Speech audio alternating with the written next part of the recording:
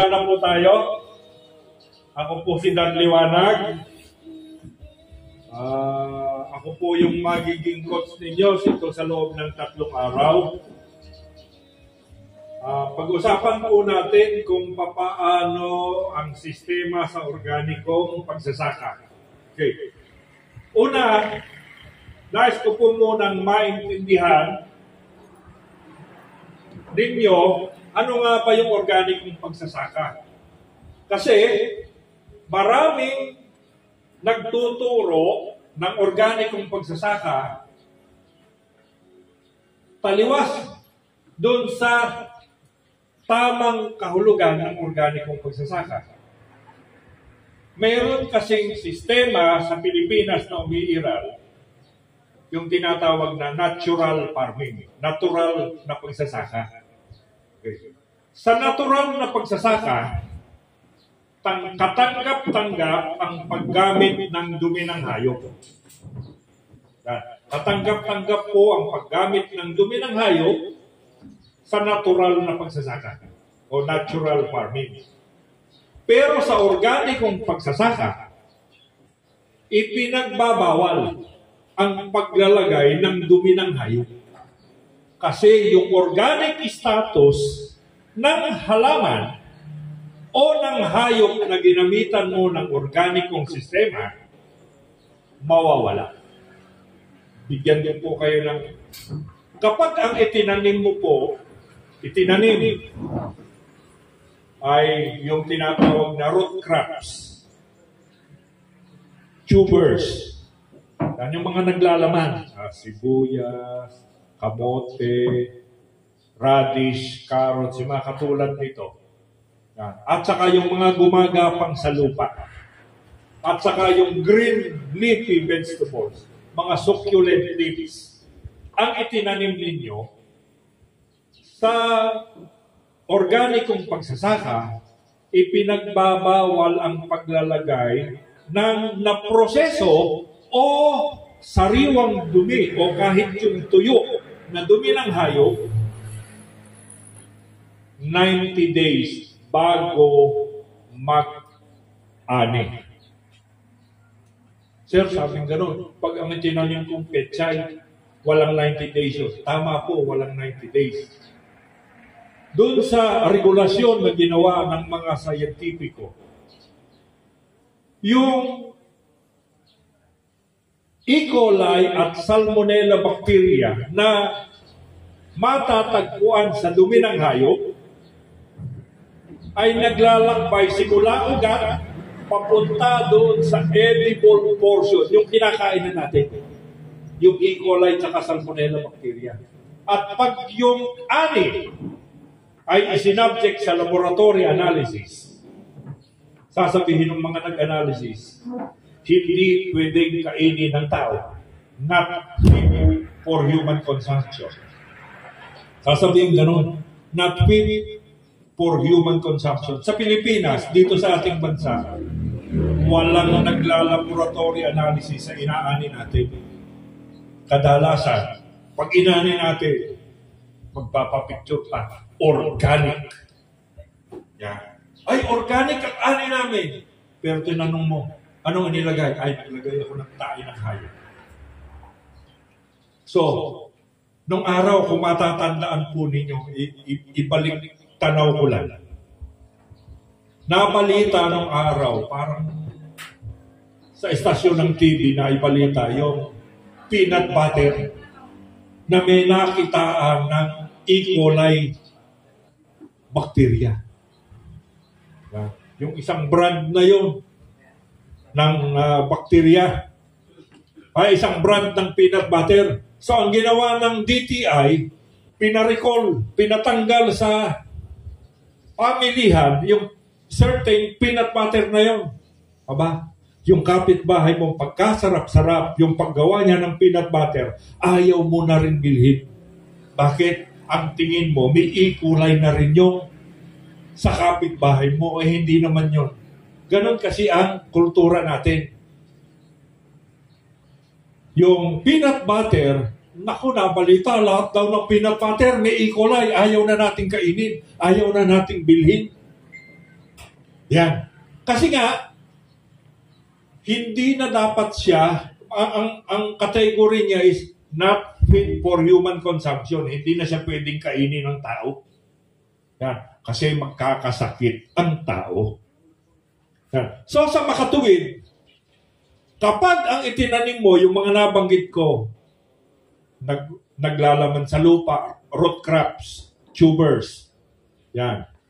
Yung succulents, yung mga gumagapang sa lupa, ipinagbabawal ang paglalagay ng dumi ng hayop 90 dias bago mag-ani.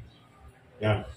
Paano naman kung ang itinanim mo ay yung mga namumungang halaman o namumungang prutas? Yan. Bawal maglagay ng dumi ng hayop 120 dias bago mag-ani. Bakit? Ganon din po. Yung disease-causing bacteria, naglalakbay simula ugat hanggang doon sa bunga na kakainin natin. Magkakasakit ka. Hihina yung sistema ng katawan natin. Kaya hindi siya itinuturing. So, yung organic status ng ating itinanim na halaman, mawawala. Dito sa ating, sabi ko nga po, kahit nalagyan na ng hayop, ng dumi ng hayop, organic pa rin ang tawag natin. Okay. So, doon sa tamang sistema, hindi siya matatawag na organic. Okay. Pero sabi ko nga, dito sa atin, katanggap-tanggap na yun. Yeah. Ngayon, isa po yun sa mga prinsipyo pag ikaw ay sa organikong pagsasaka. Ano pa? Sa organikong pagsasaka, kasama po yung pag-aalaga ng hayop, pag-aalaga ng isda, pag-aalaga ng ibon. Sa organikong pagsasaka, ipinagbabawal ang paggamit ng prophylactic hormones o tinatawag po natin artificial growth hormones. Yung mga artificial, mga synthetic growth hormones, bawal gamitin. Yan. Mawalang galang na po, may kasabihan ang Pilipino, bato-bato sa langit, ang tamaan may bukol. Bakit po? Okay. Nung bata pa kasi ako,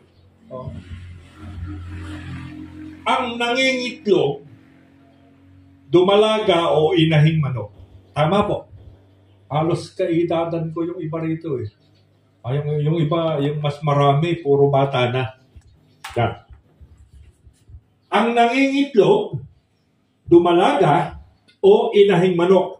Pero bago sila mangitlog, may requirement. Kailangang asawahin ng tandang. Tama po.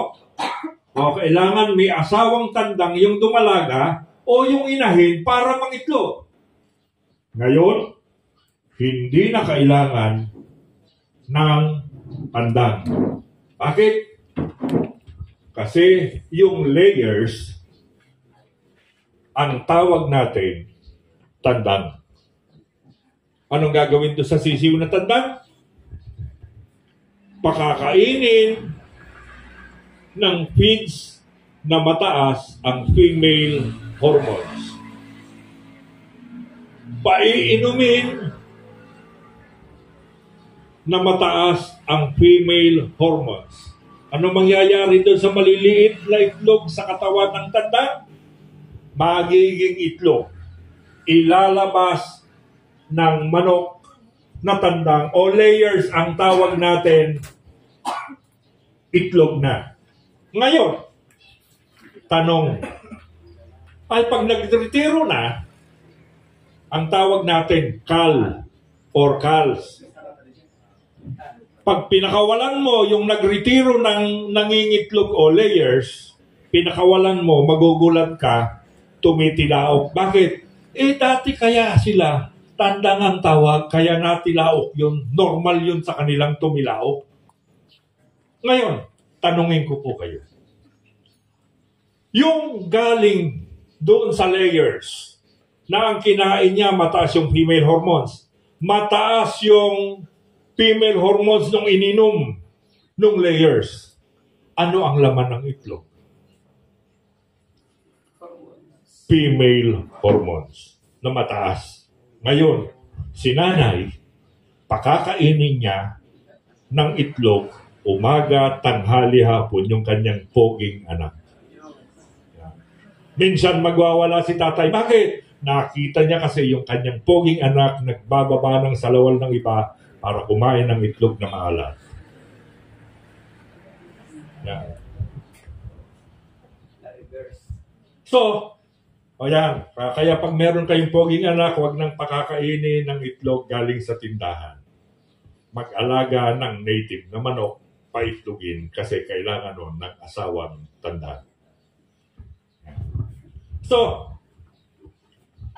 ngayon, tanong, bawal ang paglalagay o pagpapakain ng merong artificial growth hormone sa mga alagang hayop. Ayan. Sa organic farming, bawal no. Bawal din ang paglalagay ng pestisidyo, yung nakakalasong chemical na pestisidyo. Ayan. Meron po kasing pestisidyo na ang tawag ng Pilipino, organic pesticides. Hindi po organic pesticides ang tawag. Ang dapat pong term ay biological control agent. Yan. Biological control agent.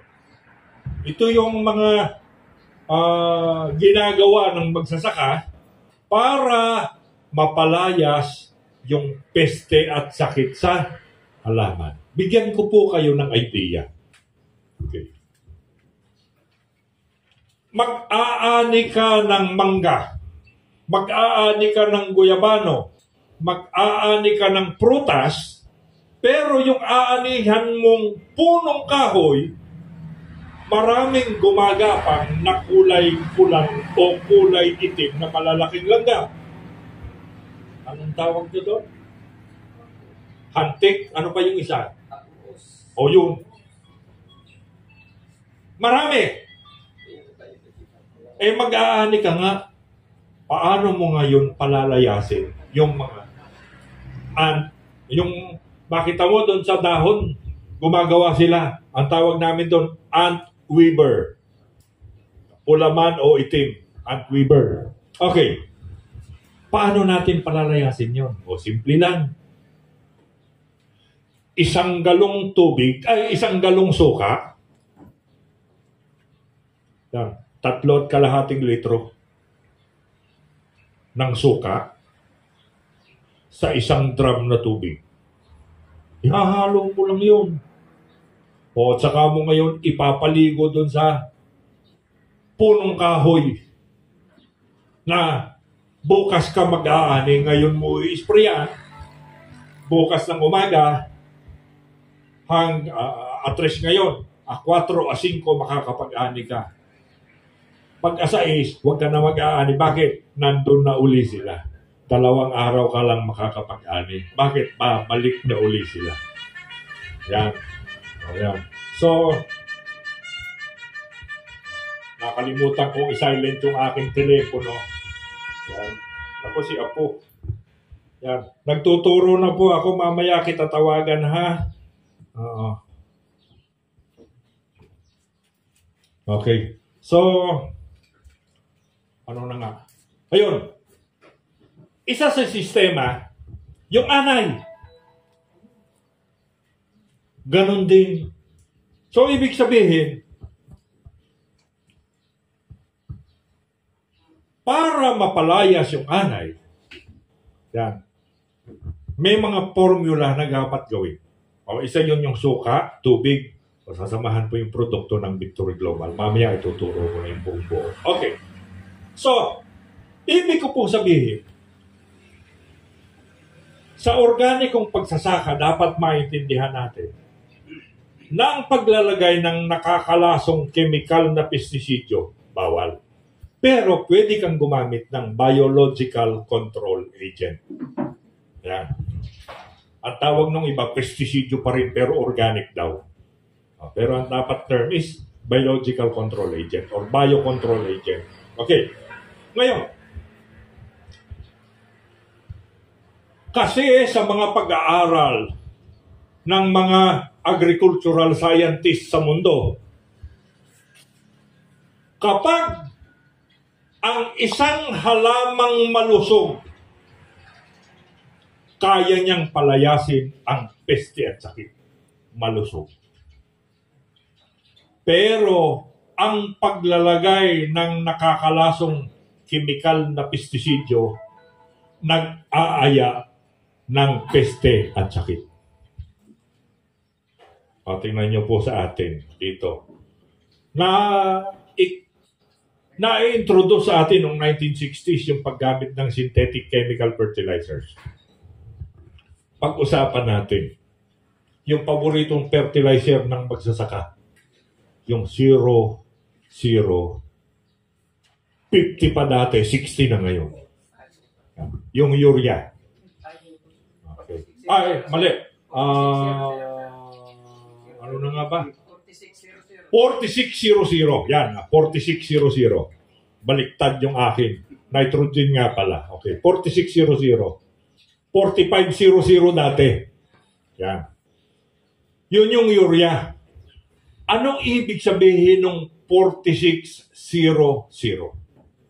46% ng ammonia or nitrogen sa 50 kilos. 0% at 0%. So sa makatuwid, 46% sa 50, ilang kilo yun? Mga ilang kilo yun? Mga 21 kilos. 21 kilos ang nitrogen fertilizer sa ating isang sako. Ngayon, nakalimutan natin na ang nitrogen ay isang liquid gas. Kailangan niya ng kakapitan, lalagyan ng binder, yung paggawa ng fertilizer. Yung binder na ginagamit ay yung pangunahing pampatigas ng semento na kung tawagin ay gypsum. Inihahalo po yung gypsum sa semento para kahit anong haluan mo ng buhangin o ng graba, poporma, tatayo kung magpoposte ka. Pero pag walang hardener o gypsum, mabubuwag. Yan. So, yung gypsum ay pampatigas ng semento. So, sa makatuwid, pag inihalo mo, ginawa mong binder, kapitan, nung elementong nitrogen, so 46 per 21 kilos, ang nitrogen, ibig sabihin sa 50 kilos, meron pang 29 kilos, yun yung gypsum. So pag ini-apply mo yun sa iyong bukid, huwag kang magtaka kung titigas yung lupa mo. Kasi nga mas marami yung nilagay mong pampatigas ng lupa kesa doon sa sustansya na kailangan ng halaman mo ng lupa. Ngayon, hindi lang ganun ang epekto. Bakit? Si magsasaka gusto niya, pag mahirap kasing bulukin yung pinag-anihan, tama po. Anong gagawin para mabilis? Isang palito ka lang ng phosphor. Sino pong nakakaalam dito nung tinatawag na jack-built hollow blocks? Yung mga hollow blocks na niluto muna sa apoy. Di ba? Momoldehin yung hollow blocks, imomold. Buhangin at saka semento, saka tubig. Imomolde. Tapos, patutuyuin sa araw. Pag natuyo na sa araw, dadalhin sa oven. Susunugin yung hollow blocks. So pag nasunog yung hollow blocks, palalamigin, ang tawag nun yung kumpanya, Jack hollow blocks or Jack built hollow blocks. Yung ordinaryong hollow blocks na pinatuyo natin sa araw at saka yung hollow blocks na pinatuyo sa araw at niluto sa oven, pag ibinagsak mo dito, yung hollow blocks na pinatuyo lang sa araw, basag. Yung hollow blocks na pinatuyo sa araw na niluto sa oven, basag yung babagsakang semento. Buo pa rin yung, kasi nga matibay. Ganon ang nangyayari sa ating bukirin. Bakit? Pag sinindihan mo, yung pinag-anihan mo, pag gumamit ka ng traktora, magtaka ka, ayaw kumain ng traktora kasi tigas ng simento, sinunog mo kaya yung iyong pinag-anihan. Yan. So, nais ko lang maintindihan natin na sa halip na makatulong yung inilagay natin, lalo tayong nadidisgrasya kaya naging tigang na lupa. Sa halip na tumaas yung ani natin, bumagsak yung ani natin. Kasing edad ko, inabutan yung Masagana 99. Yan. Kasing edad. Yan. Mga magkakaedad tayo.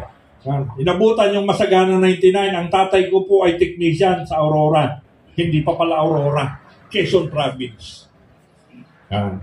Technician po siya. Tagapagturo po ng tinatawag na Masagana 99. Ibalik lang natin doon sa kapakanan nung hindi nakaabot doon sa Masagana 99 ni Presidente Marcos. 1968 yun eh. Yan.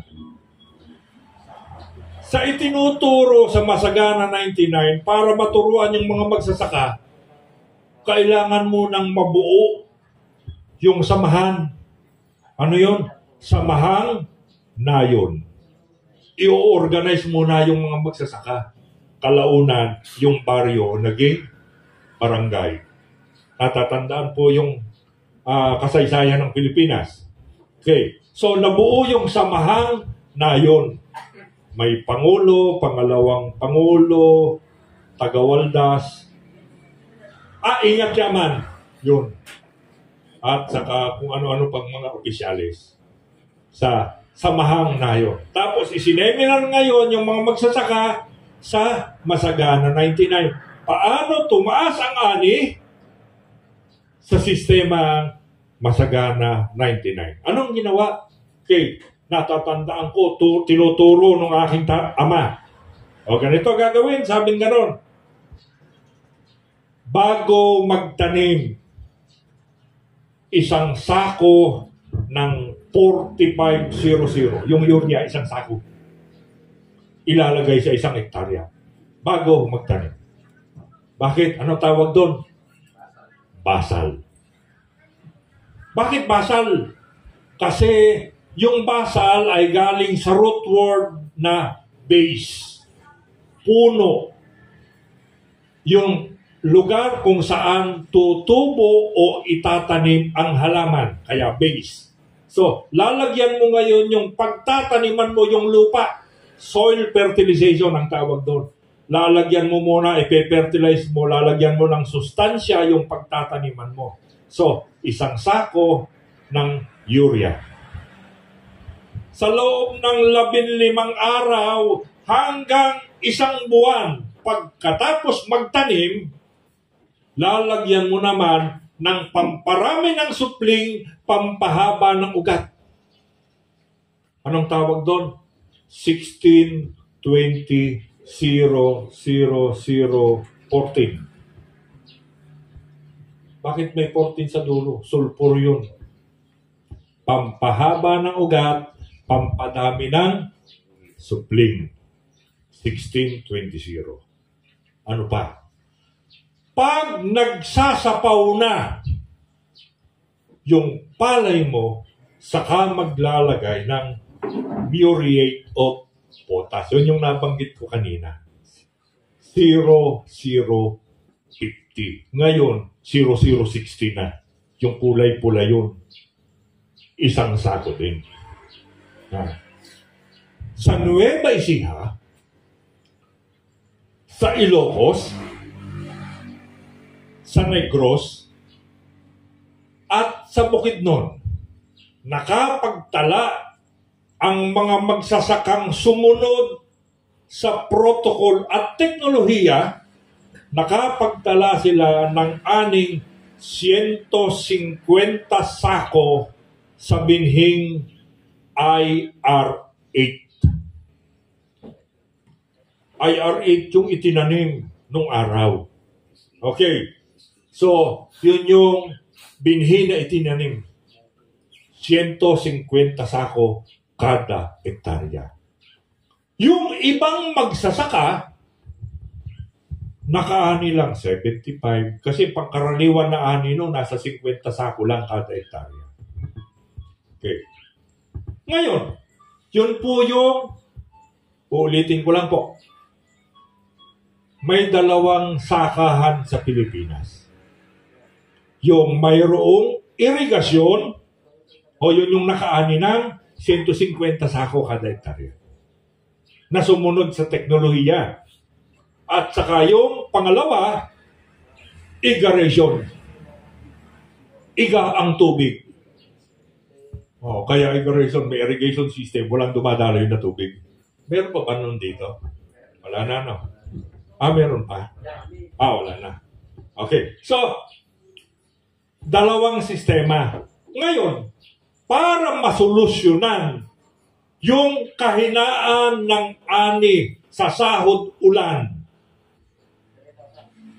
nagturo ang gobyerno, ang mga teknisyan ng teknolohiya para masolusyonan yung mahinang ani sa sahod ulan. Ano yung sistemang yun? Yung tinatawag na direct seeding. Sabog, tanim. Bakit? Kasi hindi ka makakapagpunla kung sahod ulan lang. Pag umulan ng masagana, apurahan na araro nun. Apurahan. Pag nakaredy na, sabog na kaagad. Yun ay teknolohiya, hindi para sa may irrigation, kundi para sa sahod ulang palayan. Nagulat ako. Kaiikot ko simula nung 2009 sa buong Pilipinas.